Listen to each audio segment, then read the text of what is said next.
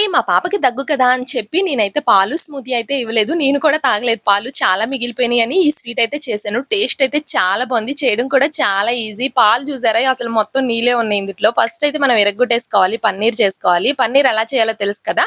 5 table spoon water అయితే 4 table spoon vinegar కలిపేసుకొని ఇక్కడ చూస్తున్నట్టుగా ఇలా కొద్ది కొద్దిగా వేసేసారంటే ఇరిగిపోతాయి పాలు మొత్తం.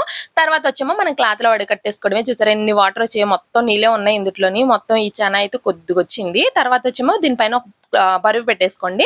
ఇప్పుడైతే పన్నీర్ అయితే రెడీ అయిపోయింది. ఇప్పుడు చేత్తోటైతే ముక్కలుగా చేసేసుకోండి. ఇప్పుడైతే షుగర్ అయితే ఇక్కడ చూసారు కదా! నేను హాఫ్ కప్ అనుకుంటా తీసుకున్నాను. కొంచెం యాలకులు వేసేసుకొని మిక్సీలో పౌడర్ చేసేయండి. ఇప్పుడైతే 1 కప్ అయితే వచ్చింది మనం ముక్కలు చేసుకున్న పన్నీరు. ఇది కూడా మిక్సీ చేశారంటే ఇలాగైతే అవుతది. ఇప్పుడైతే కడాయిలో వేసేసుకోండి. ఒక 5 మినిట్స్ కలుపుతూ ఉండాలి. కలుపుతూ ఉన్నారంటే దగ్గర పడిపోద్ది. ఇక్కడ చూసారా ఇక్కడ ప్యాన్ నుంచి సెపరేట్ అయిపోద్ది. ఇలాగా ఒక ప్లేట్‌కి అయితే కొంచెం నెయ్యి అప్లై చేసేసి మిల్క్ పౌడర్ కొద్దిగా వేసుకోండి. ఇలాగా కలిపేసుకోండి. తర్వాత లడ్డూలా చేసేసుకోవడమే. నేనైతే చిన్నప్పుడు మిల్క్ పౌడర్ తెగ తినేసేదాన్ని. నాకెంత ఇష్టమో ఉట్టిగా తినేయడం అంటే. ఇలా కొద్దిగా నెయ్యి అప్లై చేసేసుకొని లడ్డూలా చేసుకోవడమే. టేస్ట్ అయితే సూపర్ ఉంది. ఈజీగా చేసుకోవచ్చు. అంతే పైన అయితే కుంకుమ పువ్వు వేసుకున్న. వీడియో నచ్చితే లైక్ చేయండి.